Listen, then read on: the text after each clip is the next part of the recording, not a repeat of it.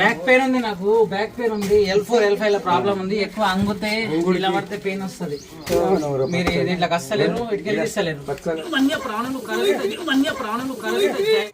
ఆయన అంటాడు, నేను ఎంతో మందికి మందు పోసిన, అలా తగ్గింది, మీకు తగ్గలేదు.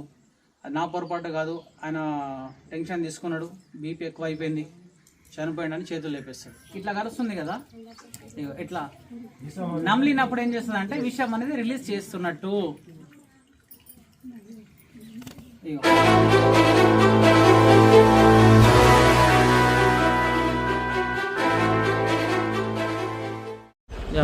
वो मैं पुष्पुर आया था रेस्क्यू करने के वास्ते. अभी वो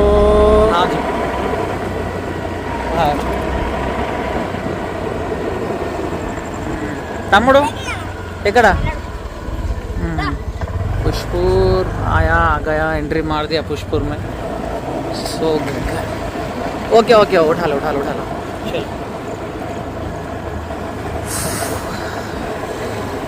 మనం ఇంతకుముందు ఇక్కడికి వచ్చినాం అనుకుంటారా? పాంబటకు వచ్చినాం, మనం ఈ రూట్లో వచ్చినాం. ఎస్ రైట్ వచ్చినాం.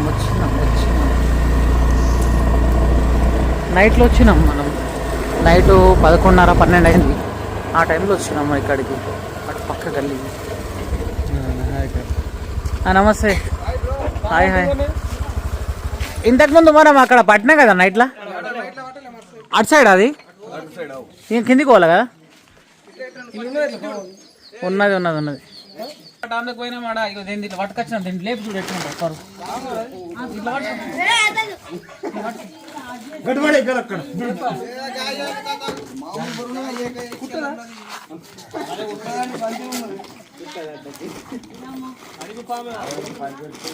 మేము అక్కడ జోర్పూర్లో ఉన్నామాట. ఆడ నుంచి మేమన్నా కొండూరు వెళ్ళిపోయినాం. ఫోన్ చేశారు, ఇది పెట్టేసుకోకండి. ఇదేం పాము? ఇది కొండ చిల్లు.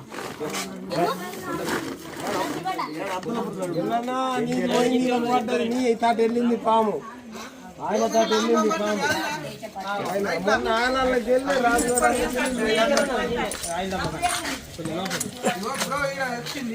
ఇగో అటు వెళ్ళి దొడ్డు ఉంది వచ్చిందా?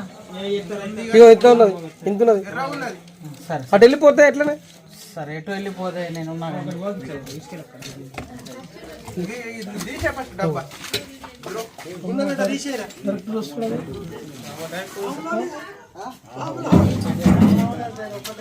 ఈ గుల్ల తీసేసి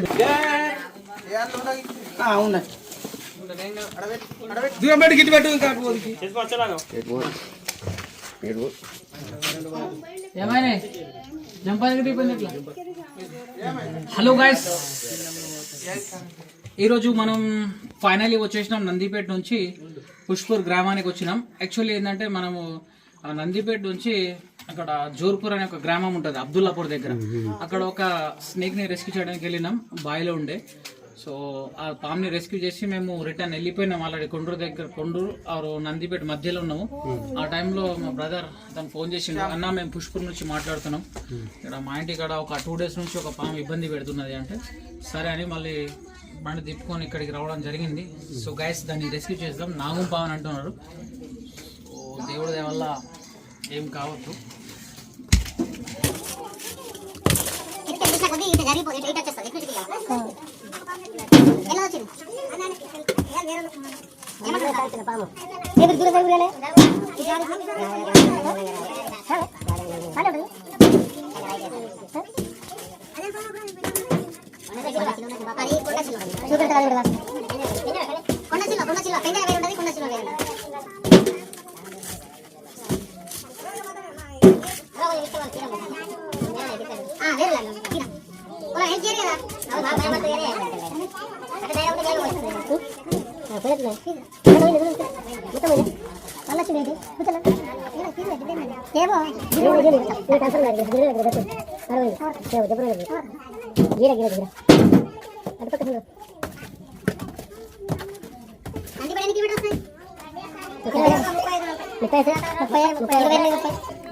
ముప్పై 35 కిలోమీటర్ల నుంచి వచ్చిన పాంబ డాను.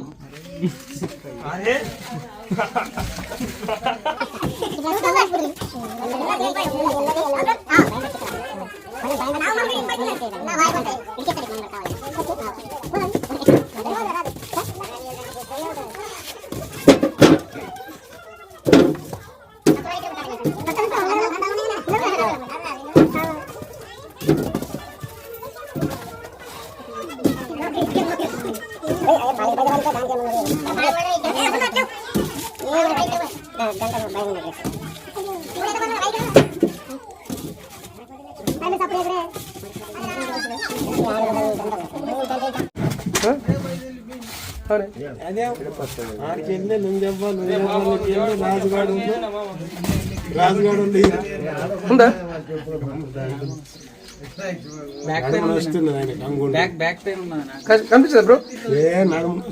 బ్యాక్ పెయిన్ ఉంది నాకు, బ్యాక్ పెయిన్ ఉంది. L4 L5 లో ప్రాబ్లం ఉంది. ఎక్కువ అంగుతే ఇలా పడితే పెయిన్ వస్తుంది. మీరు దీంట్లో వస్తలేరు, ఇటుకెళ్ళి తీస్తలేరు.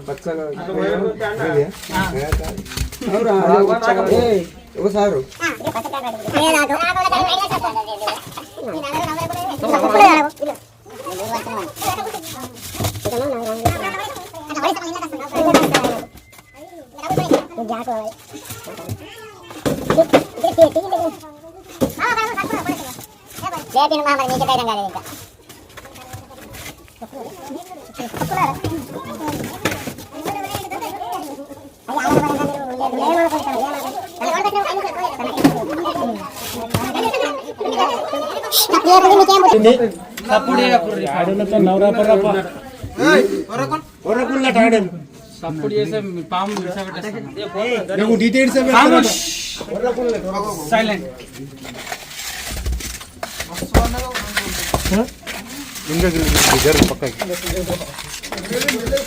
ప్లేస్ ఉండదు పచ్చ కాంట్రాక్ట్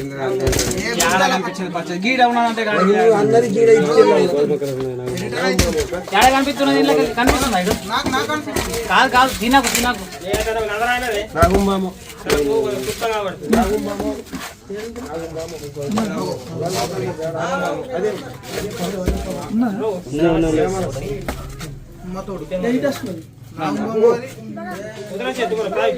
రాని దాన్ని చూసిన, నేను చూసిన సైలెంట్ పడతా.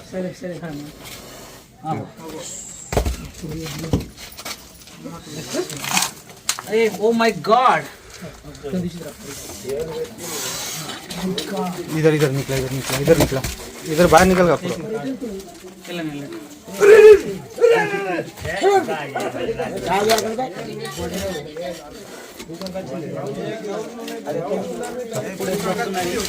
నాకు గ్లౌజులు ఉన్నాయి, మీకు ఏం లేవు. కాళ్ళకు సేఫ్టీ లేదు, మీరు దూరం జరగదు. పాము వచ్చేది ఇటు వచ్చేది తెలియదు.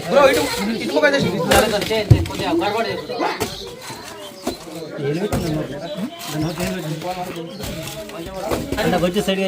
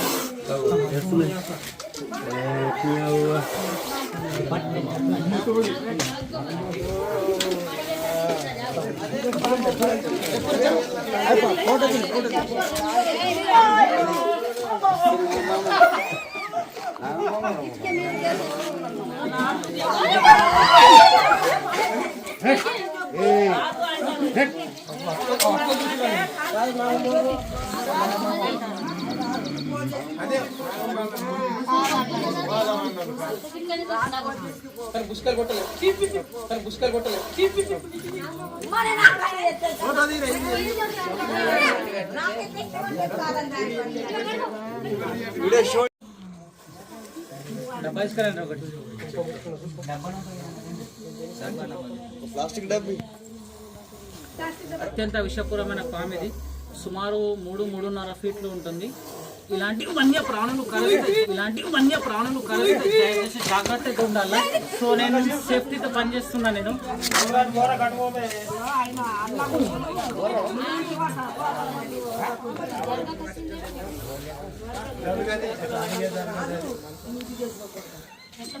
డబ్బా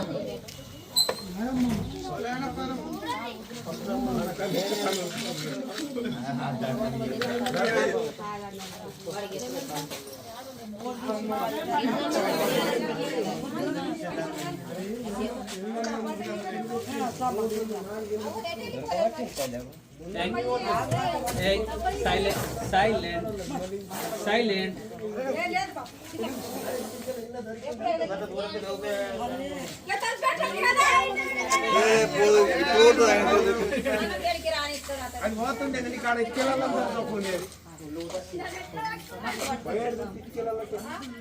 విషయం బాగుంటుంది.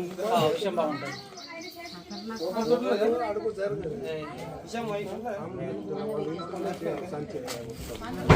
ఓ మై గాడ్ పోతుంది విషయం పోతుంది. గ్యాస్ పాము గడిచింది. సో వెనమ్ అనేది రిలీజ్ అయితే చేయలేదు. దీన్ని టీత్ బైట్ అంటారు. టీత్ బైట్ అంటే దీని ఇష్టం వచ్చినప్పుడే కరుస్తుంది, లేకుంటే సాధారణంగా కరవదు. ఇగో ఇక్కడ కూడా కరిచింది. ఇగో అసలు ఇక్కడ వెనమ్ రిలీజ్ చేయలేదు. సో ఇదే విధంగా మనుషులకు కూడా ఇట్లానే కరుస్తుంది అప్పుడప్పుడు. ఇట్లా గడిచినప్పుడు వీళ్ళు ఏం చేస్తారంటే నాటు వైద్యుల దగ్గరికి వెళ్తారు. నాటు వైద్యుల దగ్గరికి వెళ్ళి ట్రీట్మెంట్ చేయించుకుంటారు. అంటే వెనమ్ రిలీజ్ చేయలేదు. సో ఇలాంటి టైంలో నాటు వైద్యం అనేది పనిచేస్తుంది. వెనమ్ అయితే రిలీజ్ చేస్తుంది కదా, మనిషి కరిచినప్పుడు వెనమ్ రిలీజ్ చేస్తుంది కదా, అప్పుడు నాటు వైద్యం అనేది పనికి రాదు. ఇగో ఇప్పుడు లైట్గా ఇచ్చింది. ఇది ఇట్లా కరిచినప్పుడు కంపల్సరీ వెళ్ళాలా. అంటే అది ఎట్లా తెలవాలంటే ఎక్కడైతే పాము కరుస్తుందో ఆ కరిచిన ప్రాంతంలో మొత్తం బ్లాక్ గ్రీన్ కలర్లో అయిపోయి అక్కడ ఉబ్బిపోతుంది. చేతికి కరిస్తే చేతికి కానీ కాలుకి కరిస్తే కాలు కానీ అక్కడ ఉబ్బిపోతుంది. ఉబ్బిపోతే మనకు అర్థమైపోతుంది వెనమ్ అనేది బాడీలో రిలీజ్ చేసిందని. మళ్ళీ నెక్స్ట్ ఏంటంటే మనిషికి కడుపుని వస్తుంది, కళ్ళు తిరుగుతాయి, వామిటింగ్స్ అవుతాయి. చెప్తున్నా మెల్లగా మనిషి నర్వస్ సిస్టమ్ మొత్తం డ్యామేజ్ అవుతుంటుంది. బ్లడ్లో వెనమ్ అనేది మొత్తం పాయిజన్ స్ప్రెడ్ అయిపోయిన తర్వాత ఇమ్యూనిటీ పవర్ బాడీలో తగ్గిపోతుంది. దీని యొక్క సిమ్టమ్స్ వామిటింగ్ రావడం, కళ్ళు తిరగడం, కళ్ళ నుంచి నీళ్ళు రావడం, తర్వాత హెడ్ కిందికి డౌన్ అయిపోతుంది, నోట్ల నుంచి నురుగు వస్తుంది. నురుగు వచ్చి మనిషి చనిపోయే అవకాశం ఉంటుంది. స్నేక్ బైట్ అయిన తర్వాత మనకు ఒక 1 అవర్ టైం ఉంటుంది. ఆ 1 అవర్ లోపల మనం డిస్ట్రిక్ట్ హాస్పిటల్కి వెళ్ళాలి. ఒకవేళ మీ దగ్గర డిస్ట్రిక్ట్ హాస్పిటల్ అవైలబుల్ లేకపోతే ప్రైవేట్ హాస్పిటల్కి వెళ్ళి ట్రీట్మెంట్ అయితే చేసుకోవాలి. వస్తుందా బైన్స్ వస్తుందా? బైన్స్ దగ్గరే కదా, లోసరావు ఎక్కడ దగ్గర అనిపిస్తే అక్కడ హాస్పిటల్కి వెళ్ళి మీరైతే వైద్యం చేయించుకోవాలా. నాటు వైద్యం అసలు చేపియద్దు. ఈ నాటు వైద్యులకు ఏంటంటే తెలియదు ఏ పాము విషయం ఉంటుంది, ఏ పాము విషయం ఉండదు. ఈ పాము నాకు కరిచింది, సపోజ్ ఎగ్జాంపుల్ ఇప్పుడు నేను పొలంకి వెళ్ళినా నాకు తెలియదు పాముల గురించి అసలు అవగాహన లేదు. పంట పొలాలకు పోయిన తర్వాత ఇట్లా అడుగు పెట్టినా చూసుకోకుండా నాకు కరిచింది.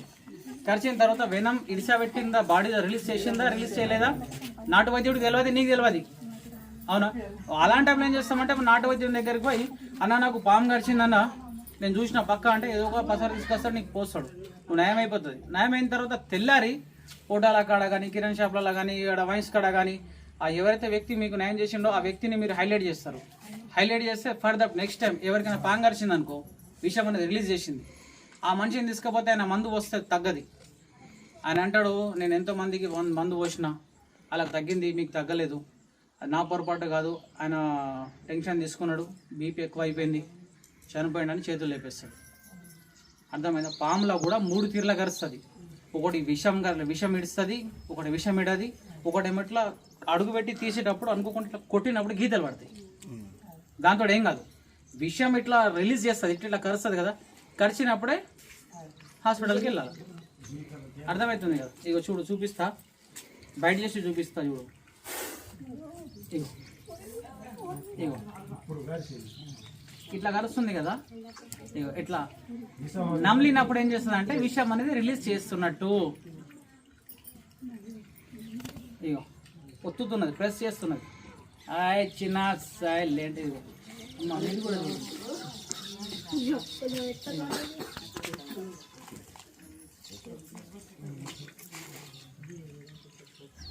ఓకే, చాలు బెట్ట, చాలు అయిపోయింది. ఒక నిమిషం చిన్న అయిపోయింది.